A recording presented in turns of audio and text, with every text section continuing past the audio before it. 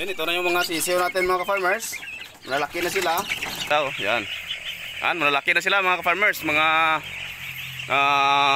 40 days na ang edad nila. Makita natin yan ang kulay itim na yan.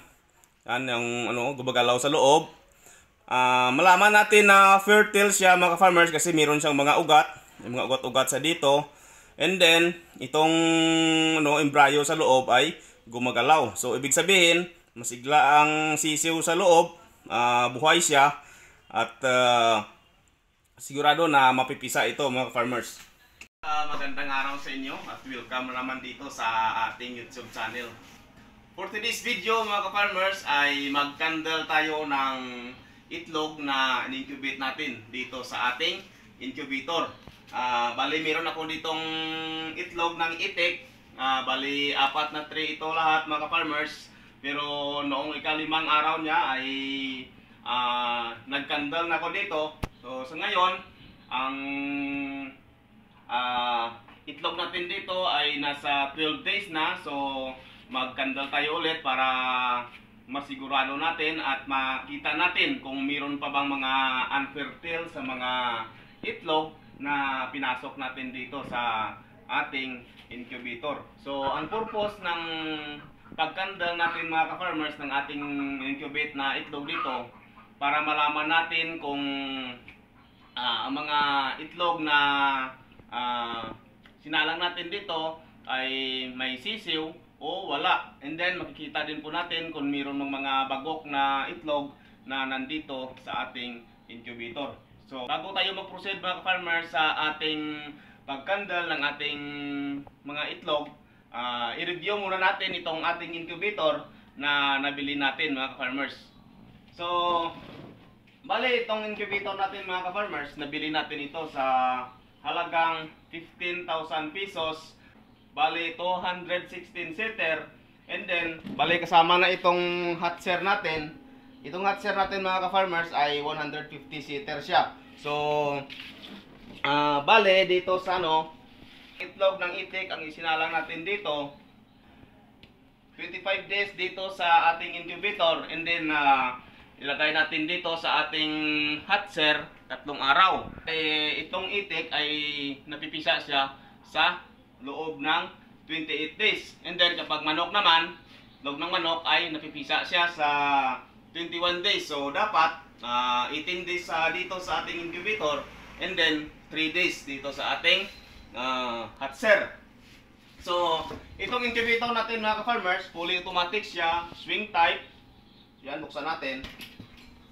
Yan. So yan, kung makita po ninyo itong itong incubator natin, naka-flat siya kasi binuksan ko na at saka So, kung gusto natin siyang i-swing pababa, i-press lang natin itong arrow up, yan. Yan, tulad yan.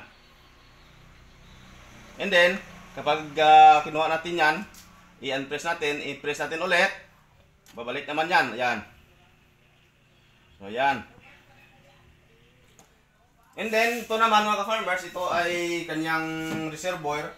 Bali dito tayo naglalagay ng tubig.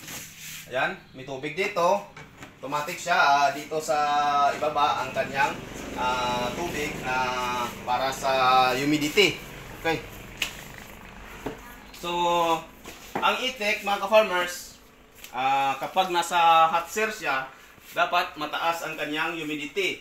Dapat nasa 70 hanggang 75%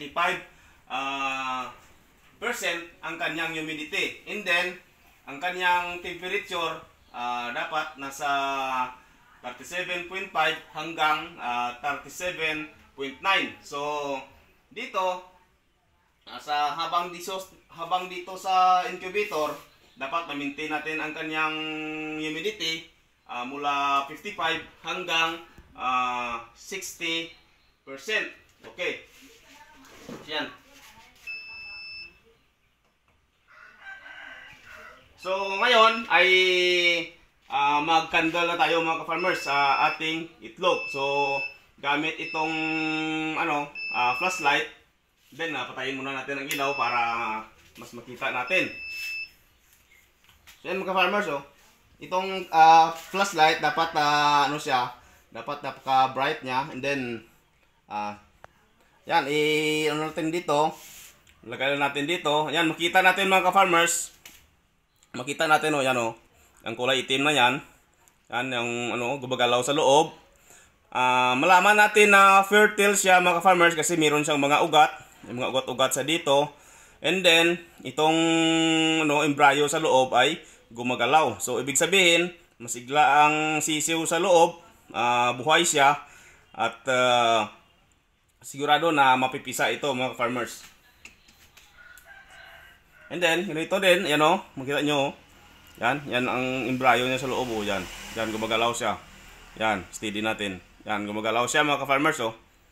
And then, ang mga ugat niya, maganda ang ugat niya sa sa loob. And then, ang kanyang air vent, yan. So, kapag naglalagay nga pala tayo mga ka-farmers sa sitter ng ating incubator ng itlog, dapat itong air vent niya ay nasa taas. So, kasi itong itlog ng itik mga ka-farmers, kapag tingnan lang natin, hindi natin masyado malaman kung saan ang kanyang puwitan o yung kanyang yung maliit na porsyon niya. So kapag nilagyan natin niya ng flashlight, makikita natin. Yan. So dapat ito ay nasa taas. Yan. Hindi, ito pa. So yan masigla yung embryo sa loob. Yan.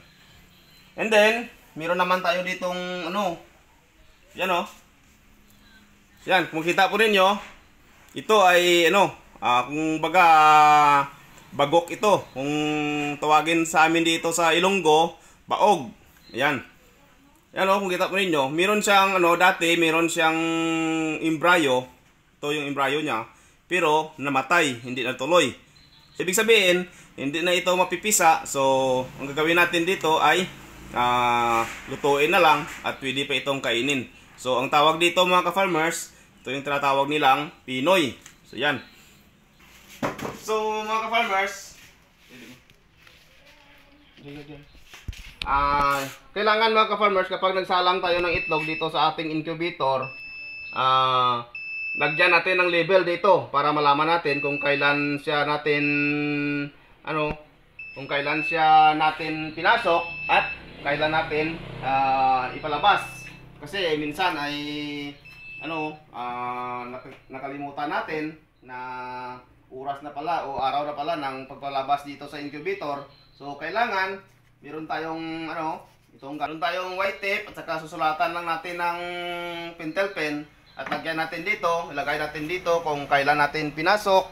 Ito pinasok noong February 3, 2023 at ipapalabas namin dito February 28, 2023.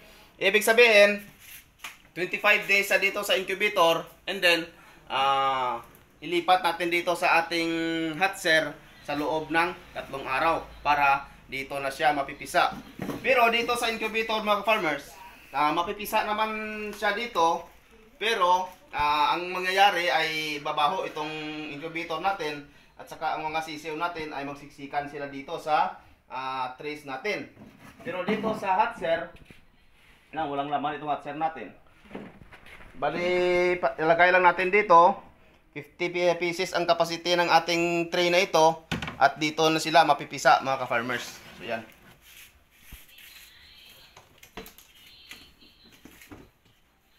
So marami na tayong napipisa dito mga ka-farmers. May mga manok na tayong may mga sisiw na tayong napapisa dito. Ilang beses tayo napapisa dito. So actually, ang una nating napapisa dito ay kinain lang yun ng aso.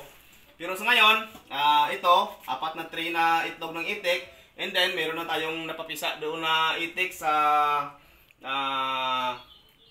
likod ng bahay natin. Malalaki na sila, nasa 50 days na siguro ang edad nila nun. At idadagdag na lang natin ito para mapaparami pa natin ang ating mga itik. Target natin, sana umabot tayo ng kahit 1,000 heads lang. So, mas mabilis ang pagdami ng mga itik natin at saka ng mga manok natin kapag mayroon tayong incubator. Yan.